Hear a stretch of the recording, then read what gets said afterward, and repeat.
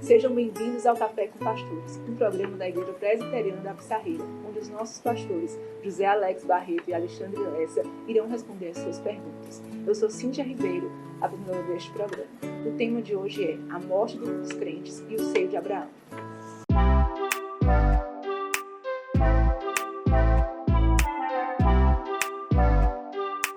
Pastores, e a pergunta é: todos os crentes que morreram antes da vinda de Cristo irão para o seio de Abraão sem passar por julgamento? Expliquem um pouco sobre o seio de Abraão.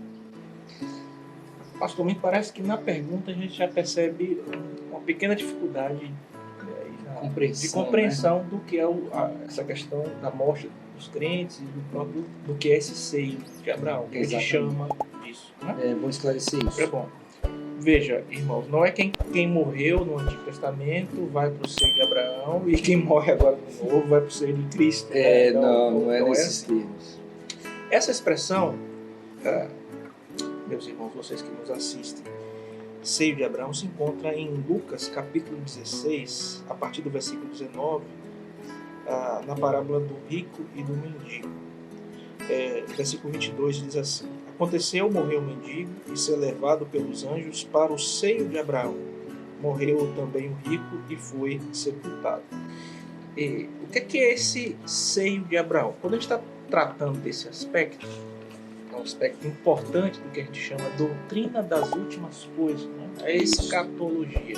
Nós estamos falando do local, do estado onde se encontram os crentes depois que morrem. E antes da vinda de Cristo, antes da segunda vinda da parousia, da segunda vinda do nosso Senhor e Salvador Jesus Cristo. Há muita dúvida a respeito disso. Inclusive heresias que se por aí dizendo que quando alguém morre, a alma vai para um purgatório, ou quando alguém morre, a alma vai dormir, a doutrina do sono da alma, ou seja, ela vai estar num estado inconsciente, dormindo. Então, devido ao número de erros, né, que existem, ainda há as heresias e há também os erros de outras religiões, né, como o Espiritismo, vamos falar de reencarnação. Então, há muito erro circulando e nós crentes precisamos entender isso muito bem. Né? A gente já trabalhou em edições anteriores aqui do Café com Pastores a carta de Paulo aos crentes de Tessalônica, né? Exatamente. Quando nós falamos lá a respeito da temática, da característica de um verdadeiro eleito. Né? E nesta mesma carta há também a instrução de Paulo deixada aos crentes daquela igreja a respeito dos que dormem. Ele não queria que os crentes fossem ignorantes a respeito daqueles que dormem.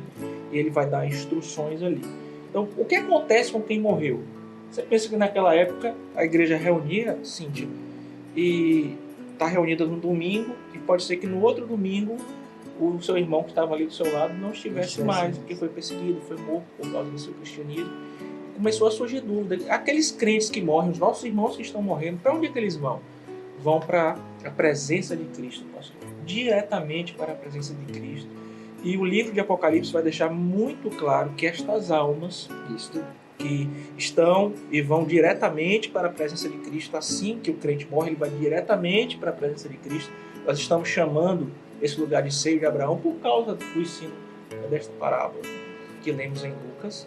Essas almas vão estar acordadas, ou seja, conscientes. E tem mais, elas vão repetir aquela pergunta que ecoa em todo o Antigo Testamento.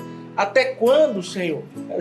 É a ideia de quando é que o Senhor vai voltar, vai aplicar a sua justiça, vai consumar a sua obra. Sua obra, inclusive, retribuir a vingança sobre aqueles que vinham massacrando, destruindo os crentes e, portanto, atacavam diretamente o Senhor da obra, que é o próprio Jesus. É assim que ele ensina, quando Paulo tem um encontro com Cristo em Damasco, né, em Atos 9. Por que tu me persegues? Né? E, obviamente, que a perseguição de Paulo não era a Cristo, era a igreja, mas Cristo diz: você está perseguindo a mim, porque quem persegue a igreja persegue ao Senhor da igreja. E estas almas estão acordadas perguntando: Senhor, quando é que o Senhor vai retribuir? Vai dar a paga? A gente sabe que a vingança pertence ao nosso Deus.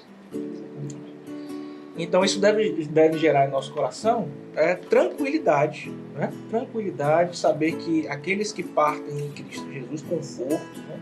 estão na presença de Deus, descansando. Não é o estado melhor possível ainda, por quê? Porque vai ser melhor quando estas almas ganharem novos corpos na consumação e nós viveremos para sempre com o Senhor. Mas já estão muito bem. Aliás, a Bíblia vai dizer para nós que o morrer é lucro, viver é Cristo. Né? E aí, com a graça de Deus, essas almas vão ganhar corpos preparados para seu estado final. Né? Então, o seio de Abraão é uma ocasião de um gozo parcial Sim. das bênçãos que Cristo conquistou, aguardando o dia da segunda vinda de Cristo, quando teremos a consumação de todas as coisas, a união novamente do nosso corpo, a nossa alma, um corpo ressurreto, glorificado para o estado eterno. Exatamente, estarmos com o Senhor plenamente. Espero que você tenha entendido isso e essa dúvida foi muito importante para a gente poder tratar em temas como esse, que às vezes são negligenciados, né? A escatologia, Exato. Infelizmente, né, pastor? Pouco estudo sobre escatologia, Exato. Pouca exposição de Apocalipse. A gente precisa, com a graça de Deus, trabalhar sempre. Parece que nossa igreja já lidou, né? Expôs todo o livro, né, de Apocalipse. Precisamos fazer isso com constância. Então aprenda, leia sobre isso, porque isso é um consolo, tanto para aqueles que estão próximos da morte, e têm dúvida ainda, quanto aqueles que estão vivos e duvidam com relação ao estado daqueles que partiram e que são alvos do seu amor também. Pastor, em relação a isso, semana passada a tia de uma funcionária faleceu. Aí ela falando da missa de sétimo dia, ela recém-convertida.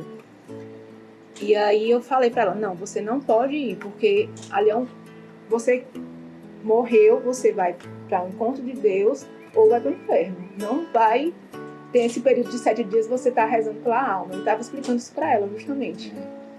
Que não fica vagando como muitos creem que ficam vagando, e você pode estar, durante esses 7 dias, Interessante, né, como isso não mudou até hoje, né? Isso deu ocasião, foi uma das questões que deram ocasião à reforma protestante lá no século XVI.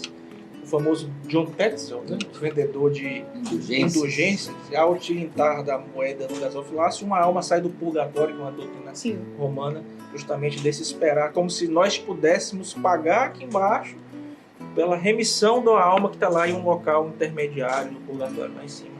Um erro completo. Esse local não existe, a Bíblia não fala a respeito dele. Os crentes vão para a presença de Deus e os descrentes vão para o inferno. Né? Não é o inferno 2.0, eu brinco ainda, né, pastor? Não é a versão final ainda, mas já experimenta. Tal qual está nesse texto que o irmão acabou de ler, né? Exato. Que o rico já sofria as aflições decorrentes da sua condição decaída. Então, esse foi o nosso Café com Pastores. Espero que tenham respondido as suas dúvidas. E se você tiver alguma dúvida, algum questionamento, nos mande. Temos o nosso e-mail, cafécompastores@ippsarreira.com, ou no direct do Instagram, que está aparecendo aqui na telinha. Ou ainda, se inscreva no nosso canal, ative o sininho, ative as notificações e aguarde os próximos episódios. Quem sabe sua pergunta será respondida aqui. Um abraço para você, que Deus te abençoe ricamente. Até mais, Deus abençoe.